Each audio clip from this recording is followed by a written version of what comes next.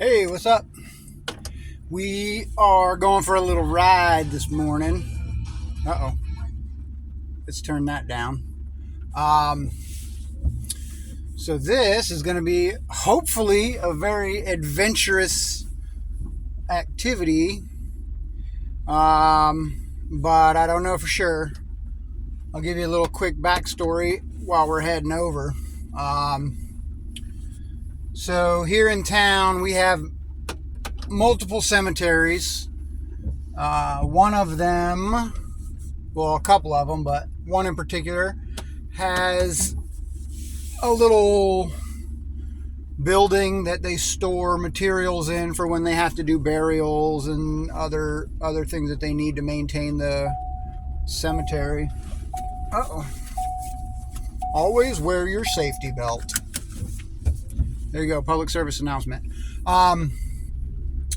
But the little shed, the door didn't fully close. It had a little where it can still swing a little. It had some gappage, and something, we're not sure what,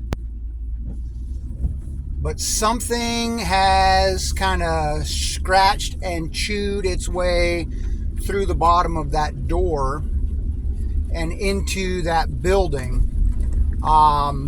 It could be a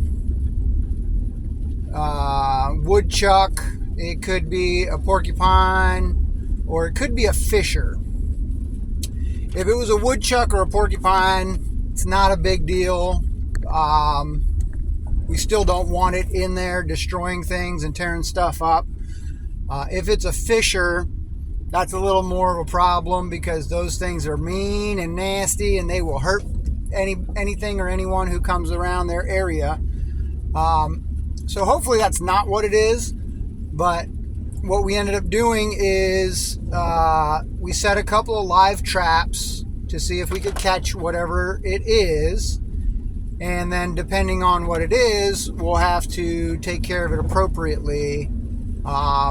There's specific rules and laws. Your area is going to probably be different than our area for what they consider a nuisance animal. If it's a threat to people or livestock, then you can pretty much get rid of it however you need to get rid of it.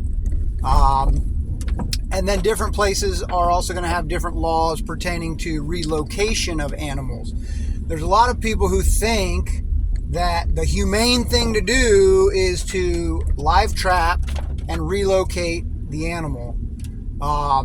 When in reality, that's actually probably one of the worst things you can do if you don't really know what you're doing and where you're relocating that animal to.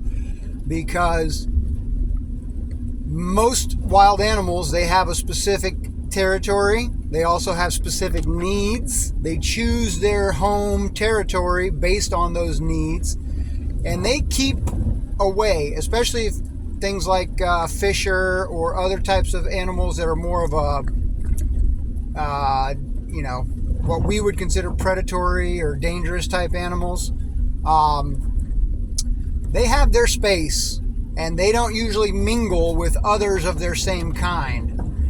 So with that, it's a matter of the relocation. You take one of those and you put them in an area that they don't belong, you can have big problems. And then also people that live in the other area, if it's a nuisance animal that you're relocating, you're just making a nuisance for somebody else.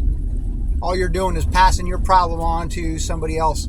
And especially if it's an animal that's potentially attacking livestock, maybe small like chickens or whatever, then you relocate that animal, and whoever's got chickens in that new area that you just relocated them to, they're going to start having their chickens going missing or getting killed, or whatever the situation is. Like I said, if you don't know what you're doing with it, don't think you're doing a favor by relocating an animal and releasing it in a different spot.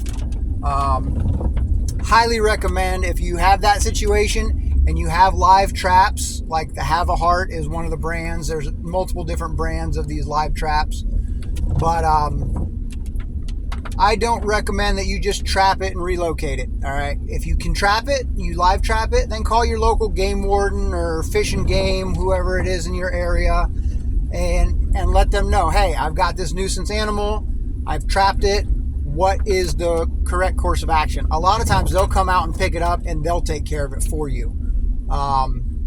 So that's really my recommendation. Unless you already know the laws in your area and you're very familiar with it, then you can just do what the law allows you to do. And they said most places are going to have some sort of tolerance that allows you to eliminate the animal if it's a nuisance and it's causing damage to property or killing livestock and things of that nature. But the default is contact your local Fish and Game, wildlife, game warden, whatever you have in your area, some local authority, and ask them, even before you trap it. It doesn't hurt to call them and just say, hey, I've got a nuisance animal. They might be able to come out and trap it for you, and then you don't even have to worry about that part of the equation. They'll come and trap it and they'll take it away. And they'll do what needs to be done, whether it's relocating or just putting that animal down. So with that being said, let's go take a look at these traps. So the first one I can already see, it is not sprung, it's still wide open. And let's see, this other one is also still wide open. So that's the smaller trap. And I built these boxes because I don't want it exposed to where people, one, would see the animal, but also because it makes it to where the animal will only have one way to get to the food or the bait that's in there, and that's through this front side. So that's the smaller one. And then this is the larger one on this side. And as you can see, it's still wide open. So this is the door we were talking about. You can see how that's been chewed open and nice little hole on the bottom. I pushed it closed and tight, but you see the gap. So that can be pushed out quite a bit. And that opening, even though it looks really small, when those are pushed out, it makes that a really big opening. But since nothing sprung the traps, I'll probably leave them another day. We use dog food as the bait, a wet dog food. And if that doesn't catch anything by tomorrow, then I'll use some cat food. Cat food, I think, is actually a better bait. But a friend had some old cans of wet dog food that were expired, didn't want to give it to their dog, so they went ahead and gave it to me so I could use it as bait for this. But that's where we're at right now. We're going to leave those traps set, and we're going to give it another day. I'll check them probably this evening, and then I'll check again tomorrow morning. And if I check tomorrow morning and it still doesn't have anything in the trap, then I'll go ahead and adjust what I got for bait. Probably throw some cat food in there. And there's a lot of things out here that'll go nuts over some cat food. So that's that.